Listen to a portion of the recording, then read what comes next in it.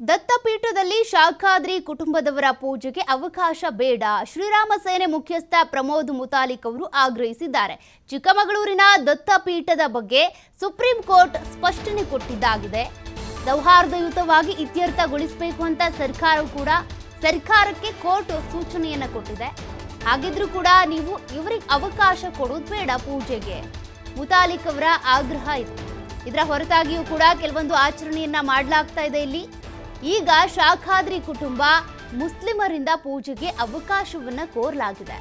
ಯಾವುದೇ ಕಾರಣಕ್ಕೂ ಪೂಜೆಗೆ ಅವಕಾಶ ಮಾಡಿಕೊಡಬಾರ್ದು. ನೀವು ಅವರಿಗೆ ಅವಕಾಶ ಮಾಡಿಕೊಟ್ಟಲ್ಲಿ ನಮಗೂ ಅವಕಾಶ ಬೇಕು, ನಮಗೂ ದತ್ತ ಪಾದುಕಿಯ ಬಳಿ ಹೋಮ ಹವನಕ್ಕೆ ಅವಕಾಶವನ್ನ ಕೊಡಿ.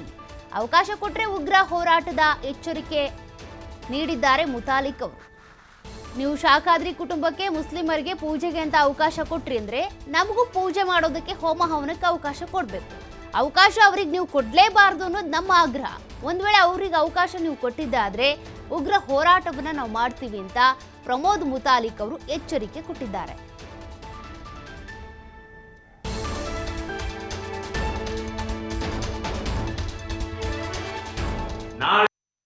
ಚಿಕ್ಕಮಗಳೂರಿನ ದತ್ತಾತ್ರೇಯ ಪೀಠದ ಸಂಬಂಧಪಟ್ಟ ಹಾಗೆ ಈಗಾಗಲೇ ಸುಪ್ರೀಂ ಕೋರ್ಟ್ ಸ್ಪಷ್ಟವಾಗಿ ಹೇಳಿದೆ, ಇದು ದತ್ತಾತ್ರೇಯ ಪೀಠ ಸೌಹಾರ್ದದಿಂದ ಬಗೆಹರಿಸಬೇಕು ಅಂತ ಹೇಳಿ ಕರ್ನಾಟಕದ ಸರ್ಕಾರಕ್ಕೆ ಈಗ ಸೂಚನೆಯನ್ನು ಕೊಟ್ಟಿದೆ.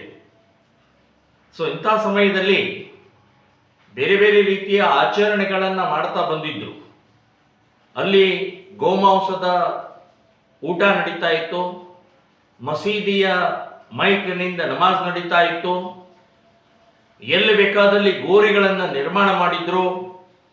ಹೀಗ ಅನೇಕ ವಿಕೃತಿಗಳನ್ನು, ಕಾನೂನು ಬಾಹಿರ ಕೃತ್ಯಗಳನ್ನು ಶಾಖಾದ್ರಿ ಮತ್ತು ಮುಸ್ಲಿಂ ಸಮಾಜ ಮಾಡ್ತಾ ಬಂದಿದ್ದು ಜಗಜ್ಜಾಹೀರಾಗಿದೆ. ಅದರ ವಿರುದ್ಧ ಕಾನೂನಾತ್ಮಕವಾಗಿ ಆಂದೋಲನಾತ್ಮಕವಾಗಿ ಹೋರಾಟವನ್ನು ಮಾಡಿ ಇವತ್ತು ಒಂದು ಹಂತಕ್ಕೆ ಬಂದಿದೆ.